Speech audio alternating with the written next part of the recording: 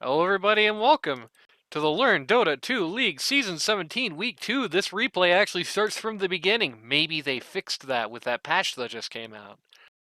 Today, we're taking a look at Rylai's Bristleback Ribs, a Space Cowboy team, taking on the Split Push Sprouts, the Line team. And with me here, as always, is the Doctor of Dota, Randy. Solo.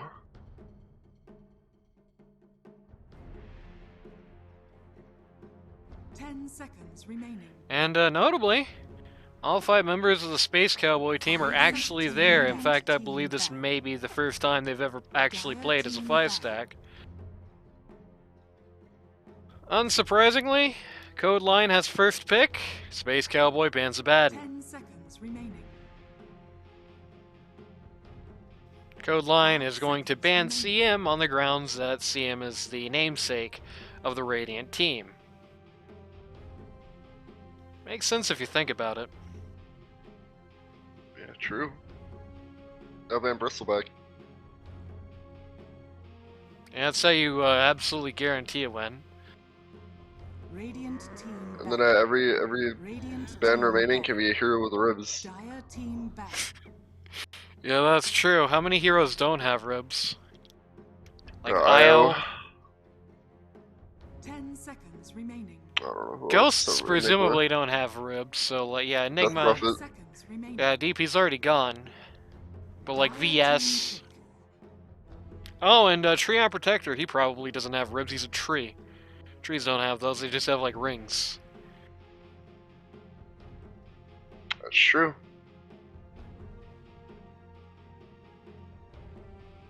Last time we took a look at the Split Push Sprouts Code Line team, we saw some interesting drafting plays.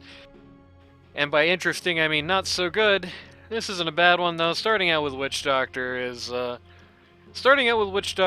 not been the wrong answer in any game so far this season, and I don't think it's going to start today. Going to get responded to with a Vengeful Spirit. Okay, so you ruin Witch Doctor's life until he gets, like, at least Glimmer? Yep. Well, you ruin Witch Doctor's death ward at least. That's like 80% of his life until you get Shard. But hey, you know, most of the time you're not going to have Glimmer Cape if your rushing for it is going to be in lane, and most of the time you're in lane, your big thing is going to be your E anyway. So there's that. Enigma ban, the Ember Spirit gets banned.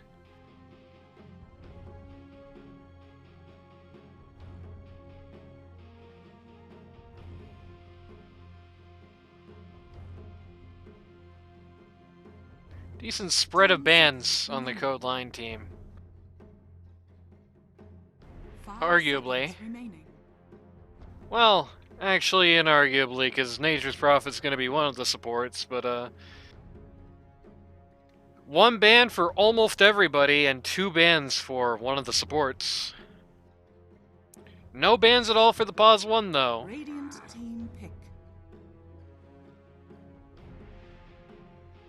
And speaking of no bans at all for the Pause 1, no bans at all for Code Line.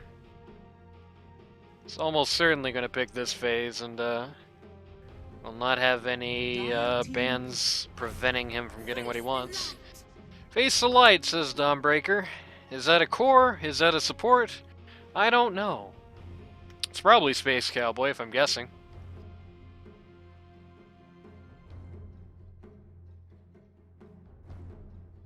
Seconds remaining. You see, Space Cowboy plays Dawnbreaker because Mrs. Cowboy hasn't figured out that he does that yet.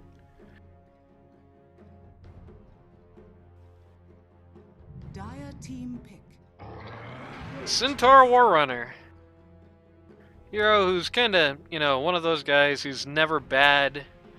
Never great, but he's never bad. I think it's a good fit for Golden Dragon, who has so far in both Season and Scrim had a lot of situations where he's kind of fallen out. Just had situations where he's very behind on net worth. Centaur Warrunner. I mean, for starters, it's kind of hard to accidentally fall behind anyway. You just kind of get money by existing.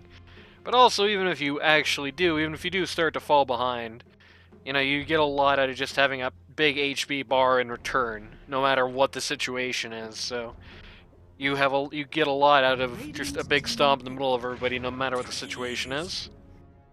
And of course, going to follow that up with techies. I hope at least at one point in this game, Dawnbreaker ults directly on top of a techie's mine. 10 seconds. Oh, are we back? Oh, well, that has happened Maybe. once per 5 seconds remaining. Sure does.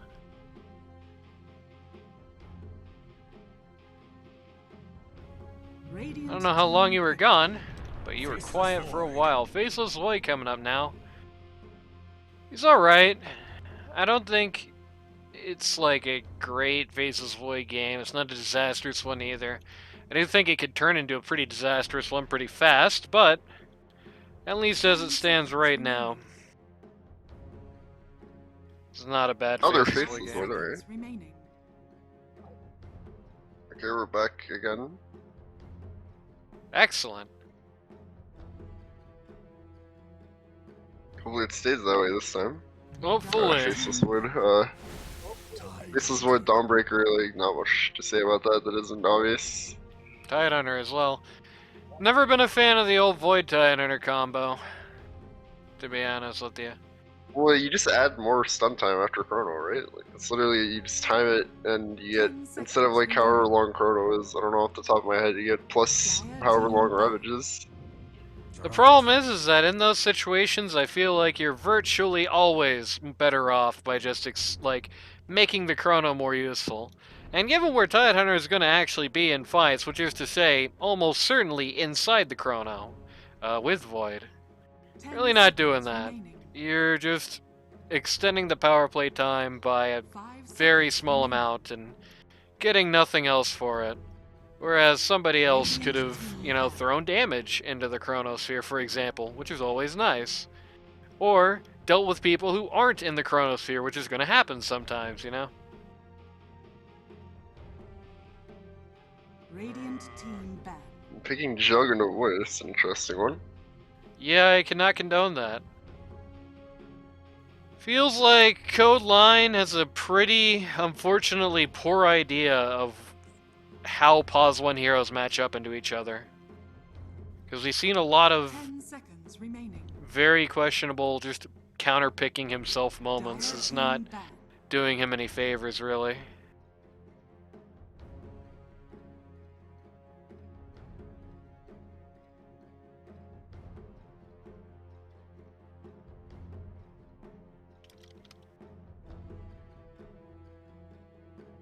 Ten seconds remaining. Dire team pick.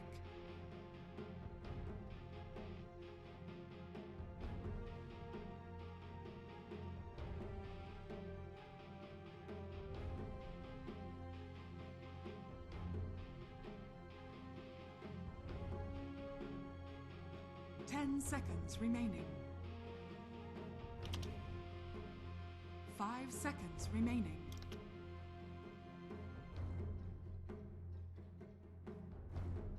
Oh, that was a long stretch of silence for no obvious reason. OD and Puck banned out. Looking at the mids, not surprising. Yeah, both of these are less pick mids.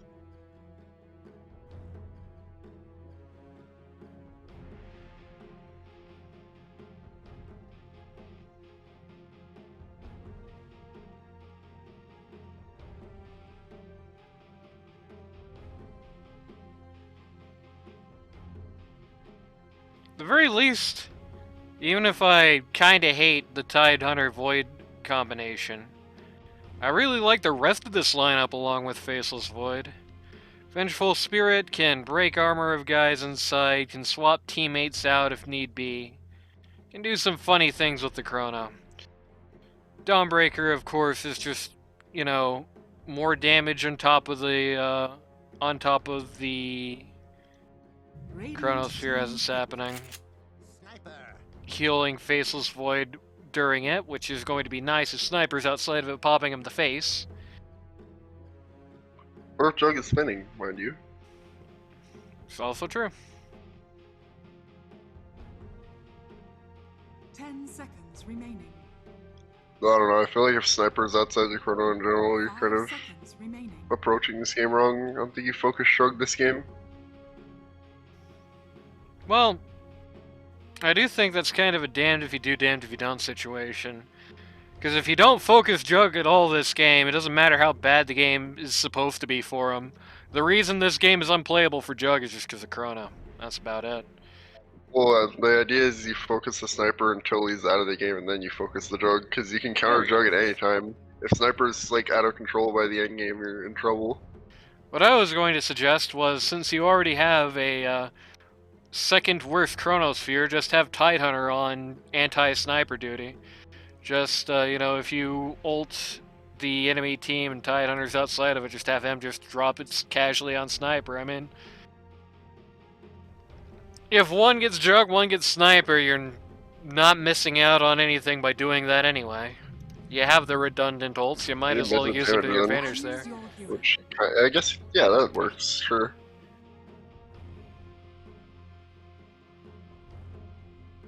I don't think that's necessarily how they'll play this, but it's a good idea.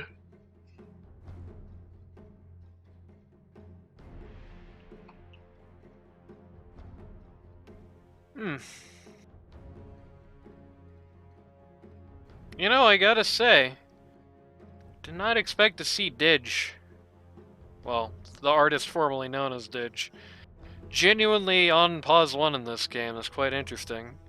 Means, we have the NWA survivors laning together, which is always fun.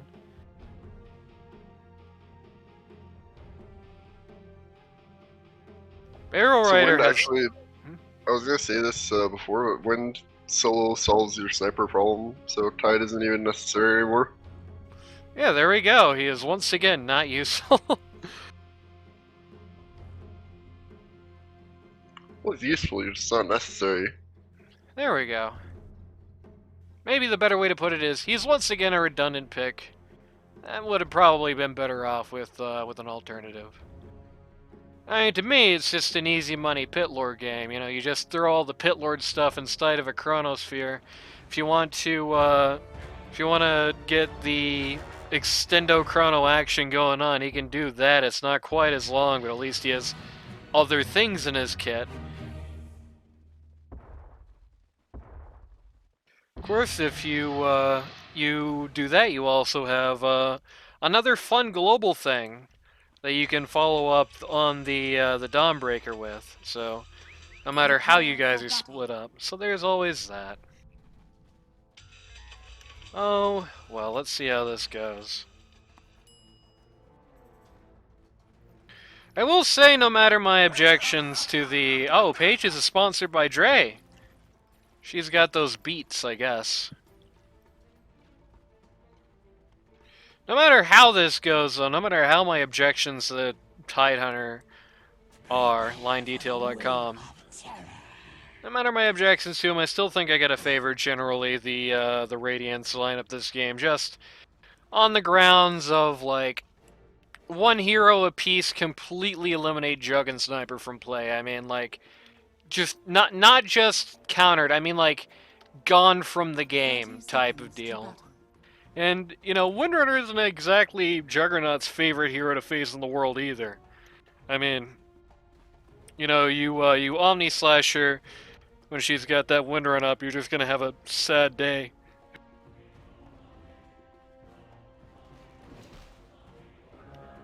You try to spin away while she's got the Focus Fire up. Simply Just, buy MKB. Yeah, there you go. Simply buy MKB, which is a very, very costly item. That does not benefit you any other way in this game, unfortunately. Delays their other items, yeah, it's the issue. It's like the carries that don't want to buy BKB when they have to buy BKB. It just makes you miserable. Yep. So, while we're walking out to lane, it's time for everyone's favorite part of the cast, the roll call. For Rylai's Bristleback Ribs. Pause 1 on the Faceless Void, you've got Phoenix, formerly known as Didge. Pause 2, you've got Venus, who's actually shown up this week. Pause on the Windrunner. Pause 3, you've got Barrel Rider on the Tidehunter. Pause 4, you've got Space Cowboy, captain of the team, on the Dawnbreaker. And pause 5, you've got Luke's, also known as Shepherd Stone, except he never updated his pro profile, so not known as Shepherd Stone, on the Vengeful Spirit.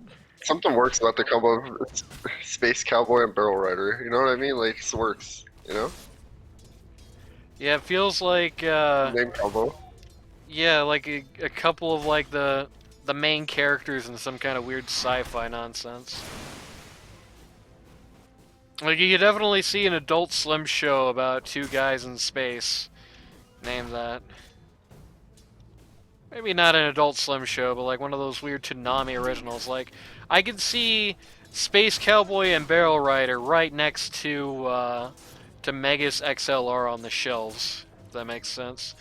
On the other hand, on Split Push Sprouts, pause 1, you've got Code Line, captain of the team on the Juggernaut. Pause 2, you've got Kenny Lavender on the Sniper. Pause 3, Golden Dragon on the Centaur Warrunner. Pause 4, you've got Peaches on the Takies. And pause 5, you've got Roxy Row on the Witch Doctor.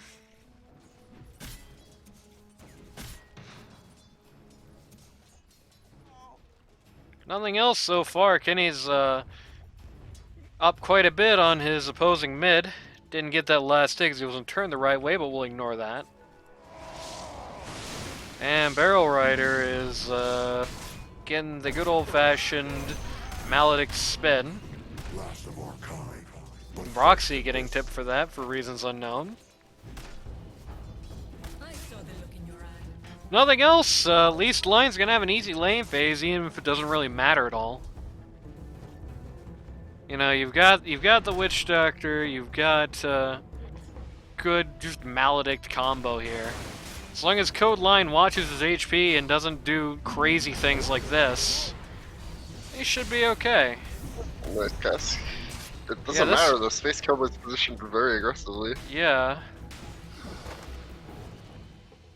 In theory, that would have been nice if you had more HP. Yeah. Oh, no, it's gonna be fine for Code Line. No, I mean, it would have been okay for Space Cowboy. Would have been okay for Cowboy, yeah. Well, both members of the Radiant Offlane have now been killed at this point. Let's see if Barrel Rider can find the hidden secret of how to stop dying to this repeatedly. Boots and cloak. Anyway. On the other hand, even as bad as the offlane is going for Bristleback Ribs, this is the most casual safe lane I have ever seen. Faceless Void top of the list of last hits. Even out... No, he's not out denying the Centaur, but he's not far from it. Okay, how'd that happen? It was a Dawnbreaker. Good saw that happen. Very unfortunate, but the Maledict comes out, but Line can't decide who to go after. Besides, he wants the Tidehunter. He's going to just sit there and get rid of like half of Tide's health, but he might find very quickly that's not the one he wanted, really.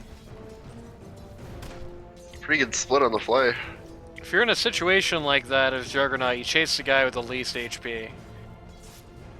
That's as simple as it gets. Even if the Tide's the higher value kill, you kill the Dawnbreaker there, you don't kill the Tide. The guy with the least HP is behind him, right? And I'm not sure the move speed matches up, but you also have turn rate to worry about if you're turning around. So it's like you lose quite a bit. Both AC Jones' awkward little turn while spinning, it doesn't look like much, but it adds up. Well, in that situation, Cowboy was in the spin when he was running, so just... You're not gonna lose him, I promise.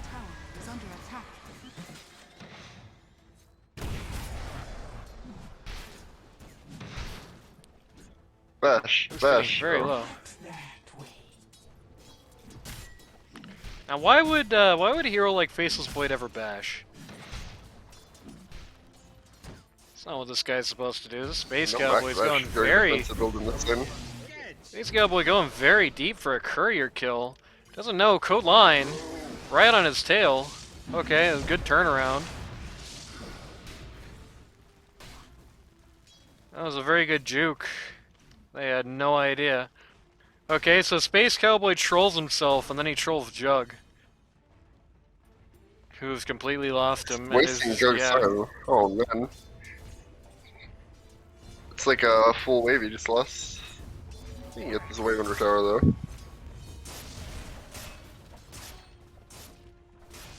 Yeah, Very hopefully he awkward can. situation. Okay, let's see.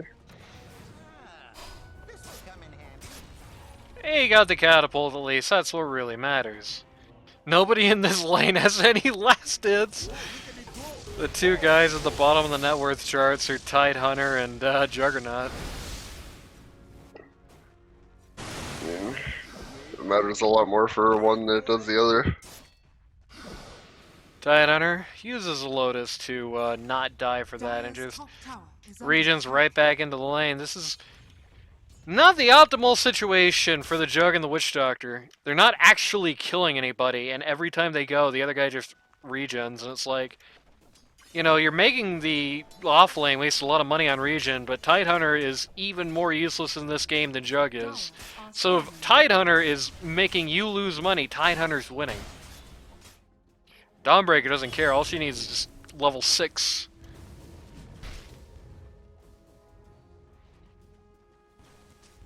What is this situation? Can't really tell exactly. Oh, VS thought that illusion was the real sniper, I think. That's unfortunate. And while we were trying to figure that out, Tidehunter started sleeping with the fishes. Splitting up on Space Cowboy Cowboy again. I'm waster in this game. Without any more stuns, there's no reason to keep pursuing this.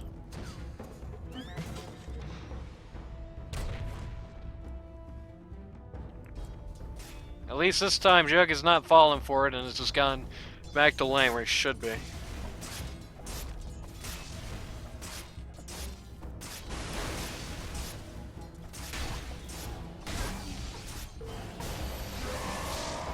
Tidehunter getting spun on again. This time, VS is in the lane. Line incorrectly guesses what Tidehunter is going to do and immediately dies for it.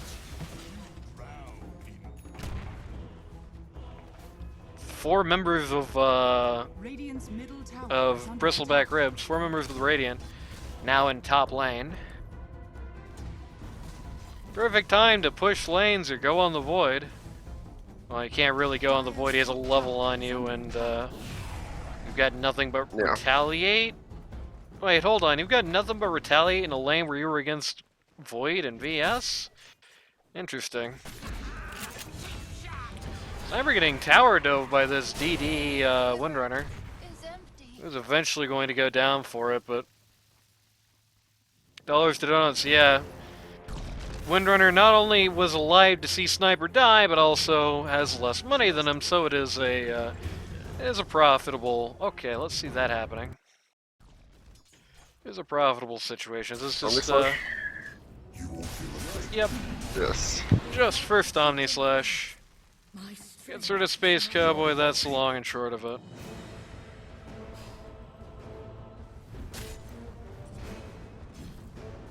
Golden Dragon trying to pull the wave for Void so he can go on the tower easier, but Void's just doing his own lane. So really all Golden Dragon doing is just doing this lane of creeps along with this camp at the same time. It's very awkward. And now Space Cowboys come to mash him on the head. Roxy Row dies at top to first Tidehunter ult. Centaur is gonna ult himself, gets Nice swapped. one. Nice swap. Kind of awkward, oh. Chronosphere! Alright. First chrono of the game. They got the kill anyway. Yep. That's why he's got 0 bashes. He's got 3 levels of time walk. Yeah, that's what I mentioned then in lane. He's got the defensive build. Lux is deep in enemy territory here. They He's have going to no get away with sign. it though. Yep. Witch Doctor is just gonna get focused out of existence under the tower here.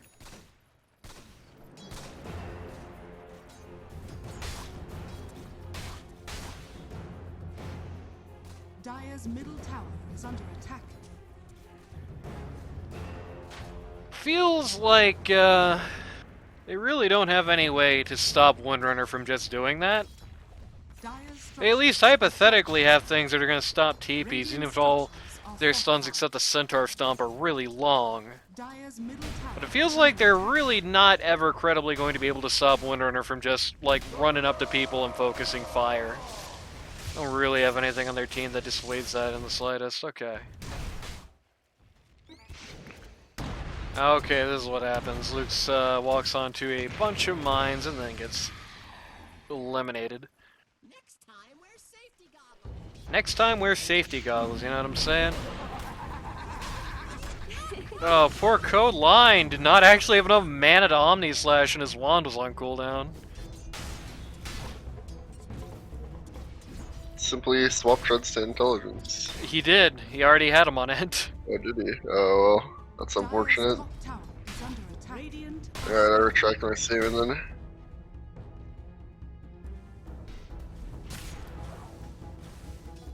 Radiant scan, they know Doctor's coming now. Cool Centaur ult, cool Oh, okay. Ooh! Radiant's bottom Boy, never saw that coming. tower has fallen.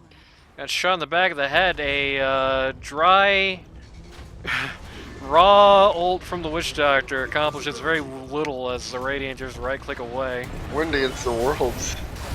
He kills Kenny 1v4. Oh my god. Hey, in fairness, it's 2v4. Hey, Space Cowboy is doing other stuff. Roxy doesn't take the Lotus just to completely eliminate the possibility that Smeldick gets the kill. Juggernaut's gonna kill the VS off sides and then take the incredibly ballsy decision to not leave. I farm this camp and then get ravaged. In fairness, okay, I was going to say in fairness, I don't know what happens to him. That happens to him.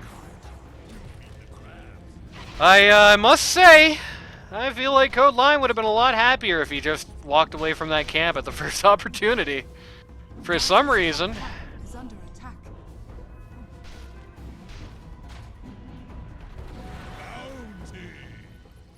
Just got very excited there. Saw dollar signs in his eyes. At the very least, his sniper's still at the top of the net worth chart. It does feel like, at the very least, he's less countered than Jug. I mean, Sniper into Windrunner is horrible. Juggernaut into Void is unplayable. Dire's structures are falling. This is a very brave TP. At least he spins through most of what the Radiant are going to do to him.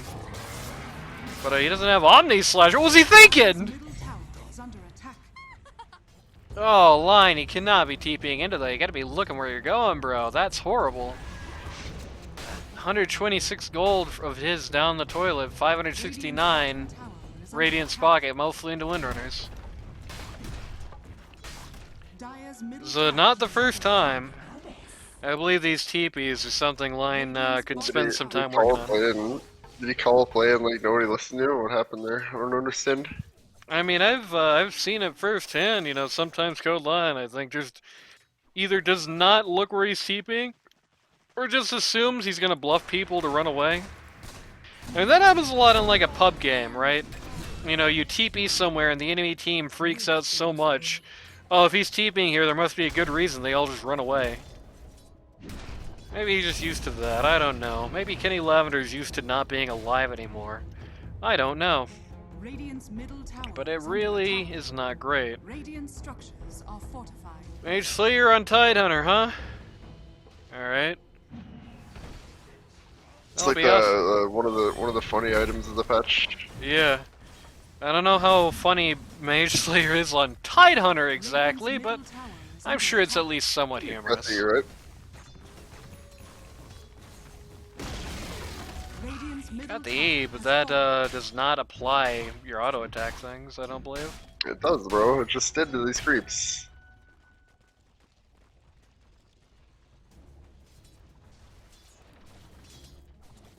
Watch. Well, damn, you're right, Here alright. we go. Damn, you used to have to get an entire shard for it to do that.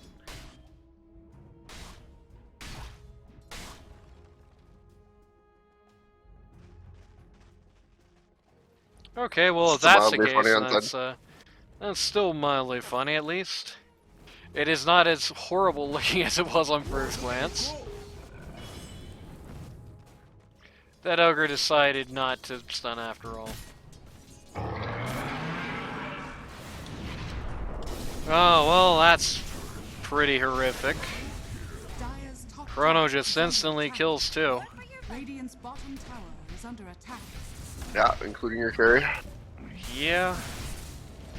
At this point, the Juggernaut is starting to fall dangerously close to behind the Dawnbreaker.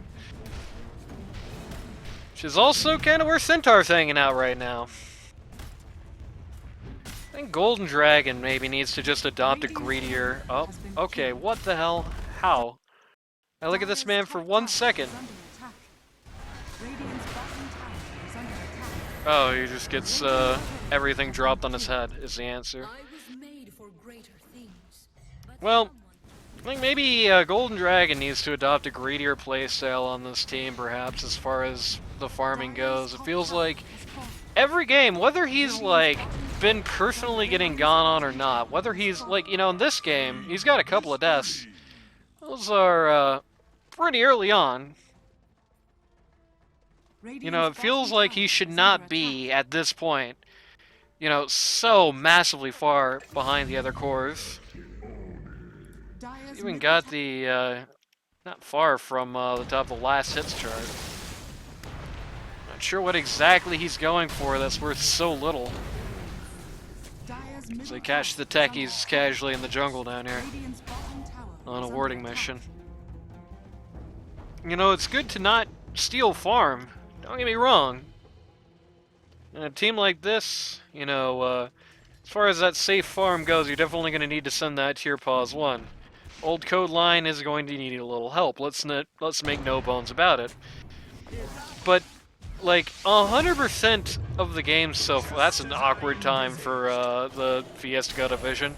100% of the game so far that we've seen Golden Dragon in, this whole he falls below the support line thing has been happening to him.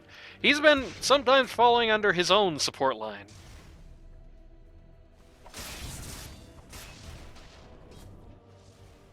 You know, maybe it can't all be Jug just taking all the money. Kenny taking all the money, right? Like, it's not how this works.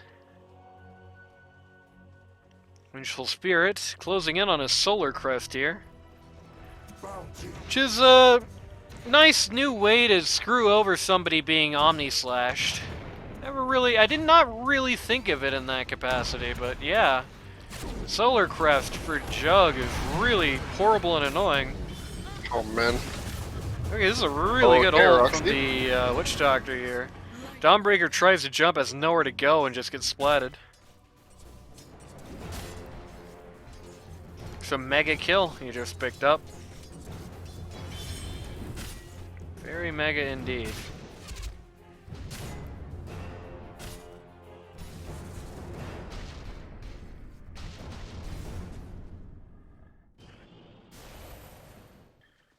You know, it's especially in a tough situation here, because it's like, if there is a path to victory here, it's going to require the Centaur to take care of the Windrunner, and I just don't think he does that with no money.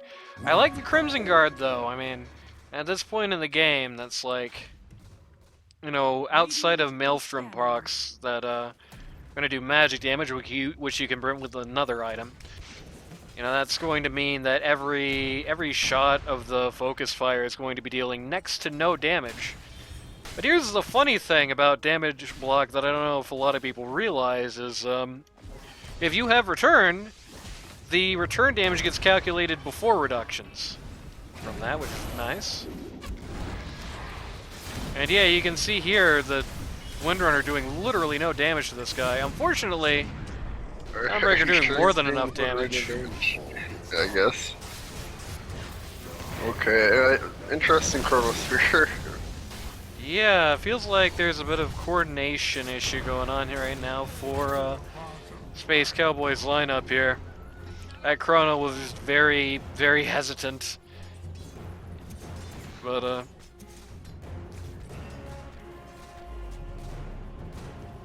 yeah, I mean, look how much damage Centaur Warrunner did with almost nothing actually done just because of all the return that happened to him.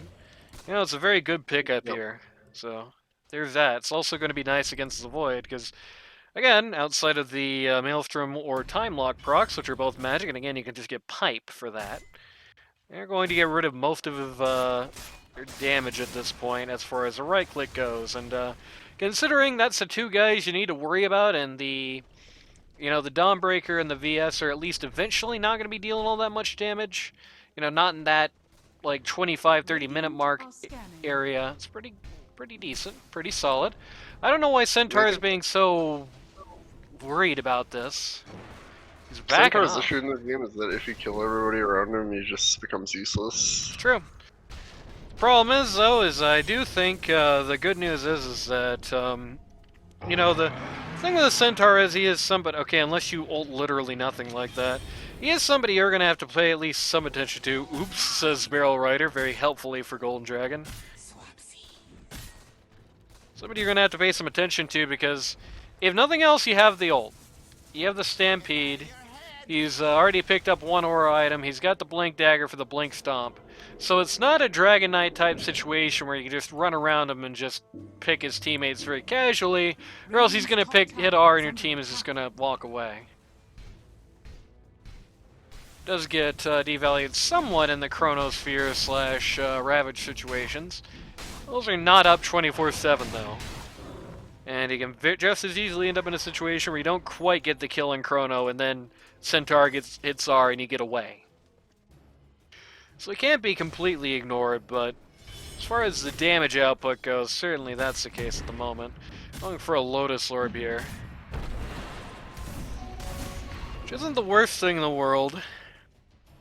I don't think it's going to necessarily help their situation much. It's going to prevent a few spills, really. What you really get at a Lotus Orb this game is a couple of reflects. It's most of it. Not many of these skills are dispellable.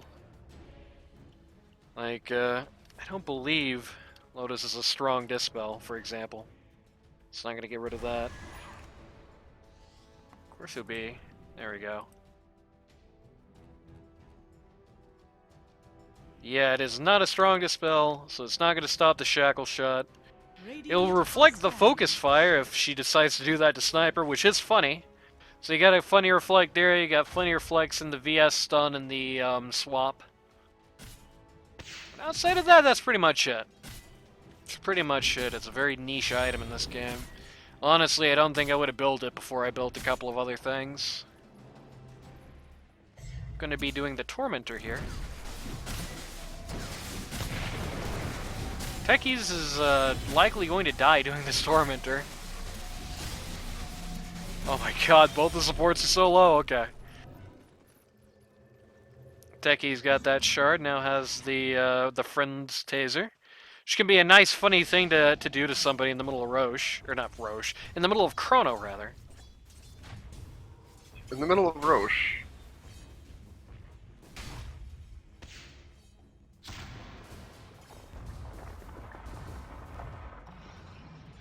Dire's middle tower is under attack. Faceless Void, got Mantis style. Looking at the Centaur Warrunner here. Not actually gonna get him. The Juggernaut's power is doubled. I don't know if Golden Dragon knows. Okay, no, Jug. Jug, listen. Jug, don't walk through that. It slows you down and. Oh, okay, it's fine. It's not as bad as it looks. Radiant gonna at least try to do Roche, but they're I'm gonna kill him in time for him to move. Jack has a Shadow Blade. That's really interesting. Randy, what do you think of that? Finding Silver Edge? I don't know why it has it. Alright, well, it doesn't Didn't help matter him in now, I that guess. situation. A bittersweet sunset for you. Bonk. Bonk. Very unfortunate. I think Jug was, I think Jug actually kind of knew where those guys were and was going for an Omni there. It really looked like it. It really looked like he wouldn't go down there if not deliberately. But, didn't exactly pay off, and now Void Team has first Aegis. Of course, as we talk about a lot, that first Aegis means quite a bit to the Void Team.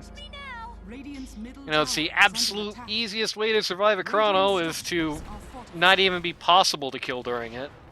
That's really what you get with Aegis. So it's kind of an obligation. It's almost a curse. Like if you have the Void, you just gotta get the thing, really. You must contest or you will regret.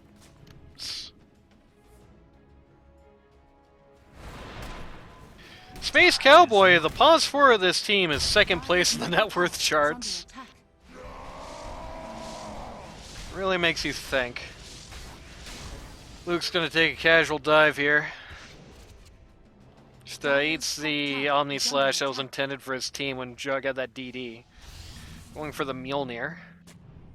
He's got the Shadow Blade, he's not even queuing up the Silver Edge.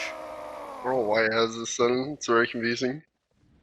Just kind of a, I mean, I hate to say it again, but kind of a pub build thing. Like, this is great in like a very low level pub where people don't know how to buy Sentries and Dust, but even in like, you know, Herald games, that's not a guarantee these days, you know? Don't feel like it really benefits you in this game. I mean, really, honestly, I just don't think you need the mobility that much. This is going to be a game where you know for certain the enemy team is going to be engaging into you. As a Jug, you're fine letting people walk into you and Omni Slashing, right? Like, you can afford to just go for the Mjolnir here, before you start thinking about much else. Mjolnir Manta.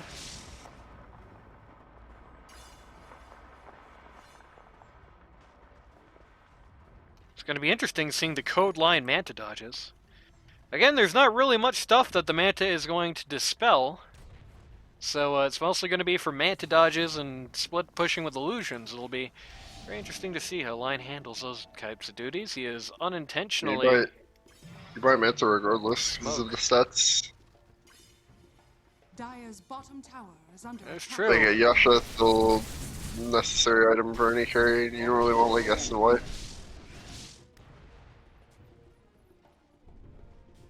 Any Agicure I would not necessarily recommend a Yeah, Yasha. yeah. Yeah.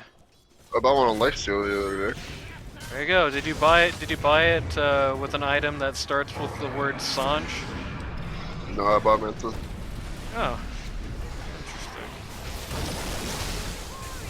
Not a bad Ravage there. First life going to go down on Windrunner as the rest of this team is getting just picked apart here. Line takes out the Dawnbreaker with the Omni Slash, but his death is not far from here. Oh, what a shackle! Yeah. Okay. Got Get him the through damage? the. Even if they do, they're not going to press it. It seems.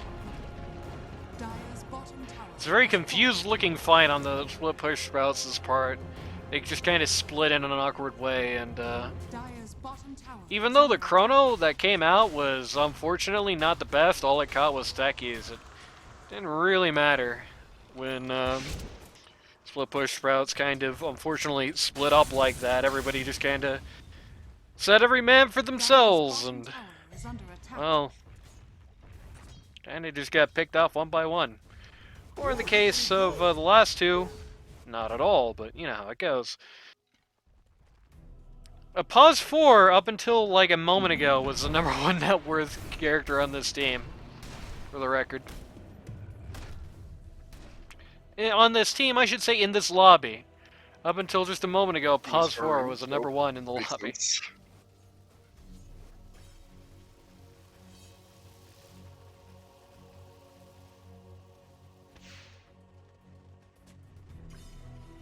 Centaur got himself a casual cloak here. It's like, what are you doing, Centaur? What the hell is this inventory? He's got a cloak. He's got a cloak. He's got the plate mail for the Lotus Orb, and now he's going for BKB. Which, by the way, spoilers. This is a bad BKB game. I would never buy it here in a million years. It's like ridiculously bad. It doesn't stop almost anything. Like it stops the Windrunner Shackle. It stops the Dawmbreaker Q. That's a big issue for you. And it stops the stops the Ravage. Yeah, the Centaur ult did not go anywhere. Stops the probably just save somebody. So let's say that. Stops the Ravage if you can somehow see it coming. Stops the VS ult if you can somehow see it coming. Those two out so quick. You're not really feasibly gonna get BKB out in that time. And old Kenneth is just gonna go right down here. Of course, the Windrunner is gonna go right down in kind. Ravage comes out, but very little follow-up at this point. Boy, waiting in the wings. There's Chrono's here. Okay. He's got Chrono, but he's having a hard time finding something to do with it. Actually does. This is perfect. Actually just perfectly threads the needle there. Picks up the Jug and the Centaur War Runner, and then the What a player. Techies does. Dire's top tower is under attack.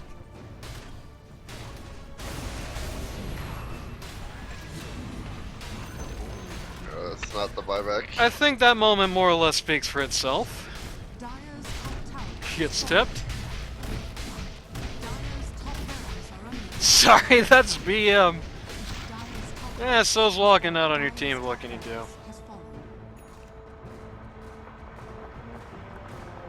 Beryl, you really should change his last name to Machine instead of Ryder, so he can be BM. Beryl picks up the Shivas. Middle tower is under attack. It's kind of an unfortunate Shivas game. There's not really much magic damage on this lineup.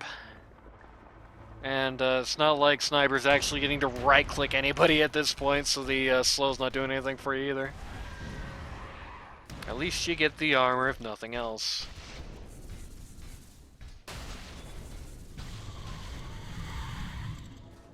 What was this stupid thing built into again? Okay, no, it's just a finished item. Never mind.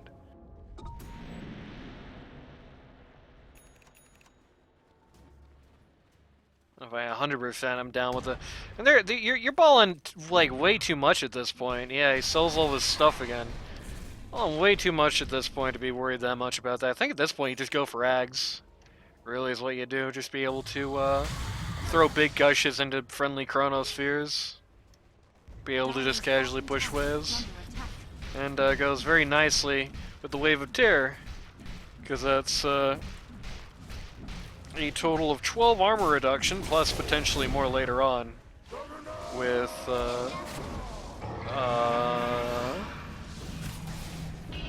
okay, well that looks super question marky, but... Lime, what are you doing? Oh my god, so he's beating up the Tormentor. Nice Cowboy is logging into a lot of right-click damage. Pretty good.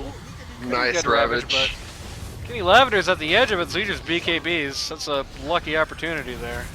I'm gonna get to do that every day. Pretty good Chrono. Pretty awesome Chrono. Gets everybody but the Juggernaut. It's also pretty good Death Lord, though. The tower just keeps missing the Windrunner over and over. That is very unfortunate. That would have been, like, okay if the Windrunner actually also died, if they did not get her.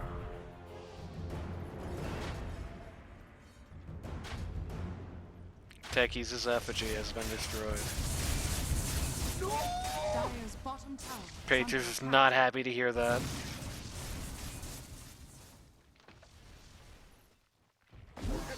Has an Aeon disc, so at least the techies is gonna be okay when the Chronosphere is happening.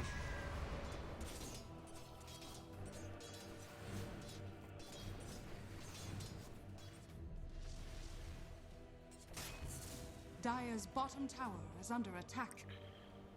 Well, you were talking about that Yasha being very necessary on Agi carries, and the good news is that it's going to be coming out soon.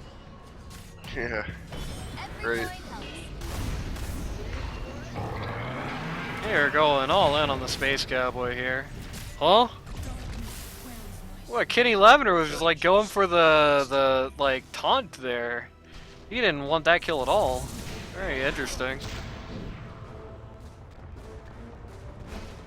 Walked away when that food was not done. He's going for the disperser here.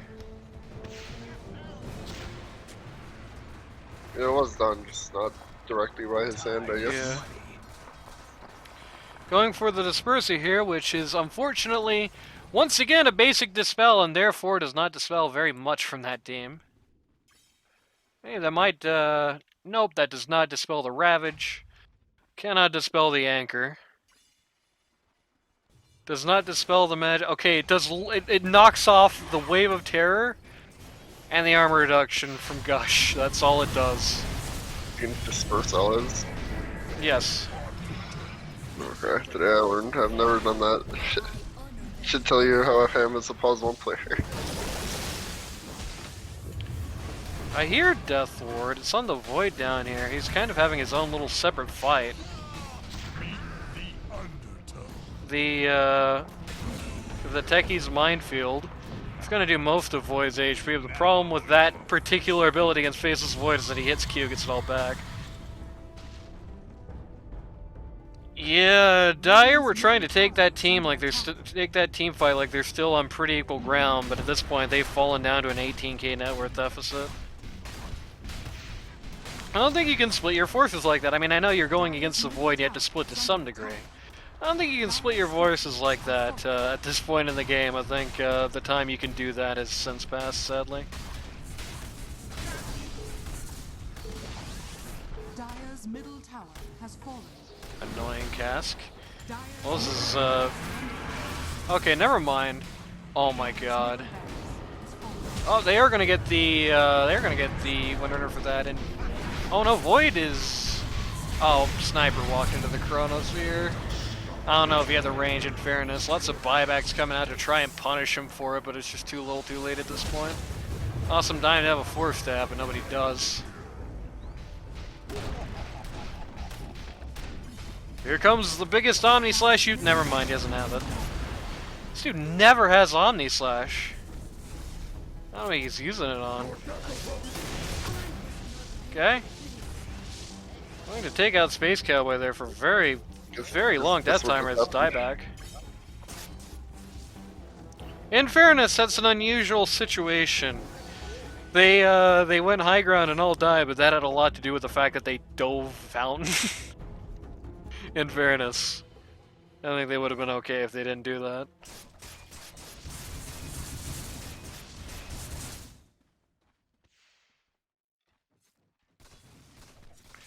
If they don't dive fountain, they probably just get bot and just get megas and probably just send us home, but that's not how we do it around these parts. As Sniper finishes up his disperser.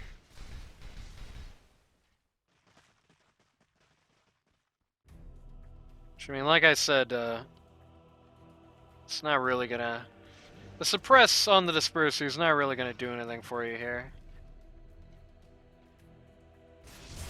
Very unfortunately. But at the very least, the AoE slow on enemies is going to be nice. Still does that, right? Doesn't mention it. Does what? This is a diffusal blade upgrade. Yeah. So it should... Okay, yeah, all enemies are slow for 5, so there's still that. I had to reread that thing 3 times to see that. Boy, it takes a second Aegis. The AoE slow is going to be nice, but sadly the self-purge is going to do nothing for you at all here. Tide Hunter is going to get gone on here. He's about to pop, says Roxy Roro, literally as the watermelon explodes.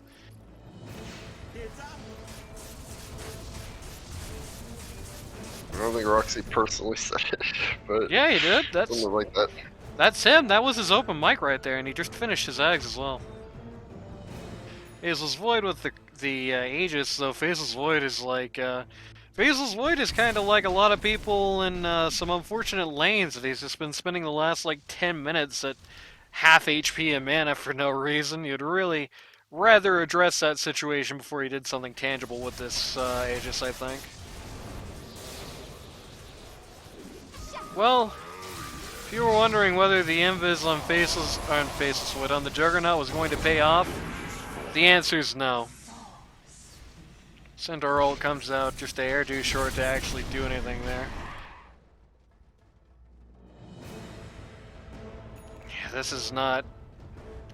I don't think you can have an inventory that looks like this in this game. This is very unfortunate. Like, just a pile of unbuilt items swapped at a moment's notice. Indecision, hesitation. Not a good look for you in this game, I must be honest. Dire's bottom tower has fallen.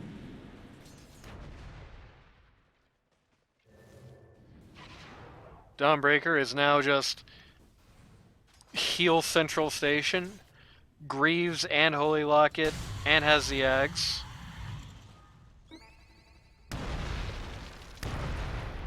Bill Rider steps on a couple of Legos.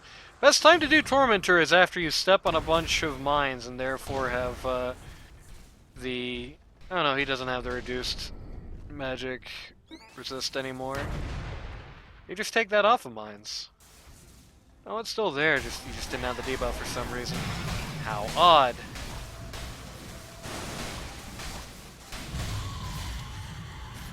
Faceless Void gets the Tormentor's shard. Now he has the ability to time walk the other way. Pretty good. And of course, that's a big range increase back to what Faceless Void's Q range still is in my head after having played against that all those years. He's still at like half goddamn health. Somebody had to feed him a lotus. 2 minutes to go on Aegis. He has just finished the butterfly. Tidehunter is in the middle of a big minefield here. Everybody is kind of in the middle of a big minefield. Chrono on 0, but it's going to secure the buildings. At least momentarily, First Life is going to go down here. To Omni Slash. Alright. The actual Death Ward is still available, but Lich Dog just getting chased away by this guy in the back line. They're now going to... Okay, this is probably not the Death Ward, unfortunately. Especially probably not the Death Ward to stop it in the middle of it. Lion and Centaur Warrunner to try to defend the racks. They don't get it done. Of course, the Windrunner is going to randomly die on the way out. Because it's high ground, we must die.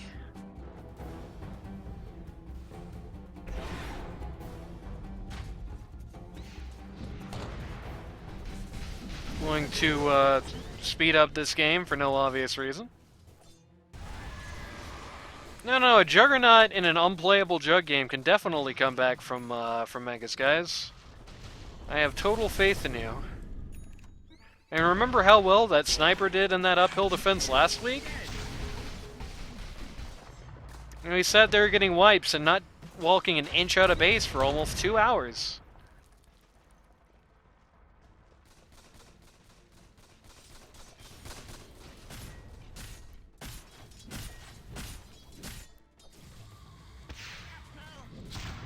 Shintar getting somewhat close to the BKB if he does not care about his buyback, which, I mean, at this point he really shouldn't. He's basically walking R at this point.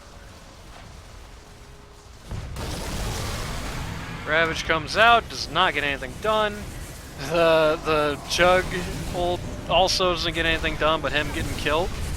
Sniper is outside of the chronosphere, firing in, does literally no damage. They're trying very hard to get rid of some of these guys on the Dire in this final defense, and then we're going home. Alright, unfortunate. Please stop these completely unfeasible Megas defenses. I mean, that was like 2 seconds. That's true. But it could have been so much worse. They never had the opportunity to come back. Like, even if they wiped a million times, they never were going to win this game at that point. Alright, I mean, I hate to say it. As bad as the draft looked on paper, I do think there was going to be some ability to bring it back, but there's just too many little things getting in the way here. Juggernaut, Code Line, still kind of lacked those self-preservation instincts, like that TP in the mid, where he just got completely clocked. Feels like he just kind of omni-slashed the first opportunity he got fairly often. Shadowblade did him absolutely no favors whatsoever. Trolled him more than anything, gave him the confidence he wasn't actually going to be spotted when that wasn't true. And the Centaur Warrunner, I mean, I beat him up enough in this game as it stands, but hoo boy! That is not an ending inventory you ever want to see on a Centaur Warrunner, I can tell you that much right here. That is very awkward to have. Started out strong, you know. Again, some good signs of life, some good plays.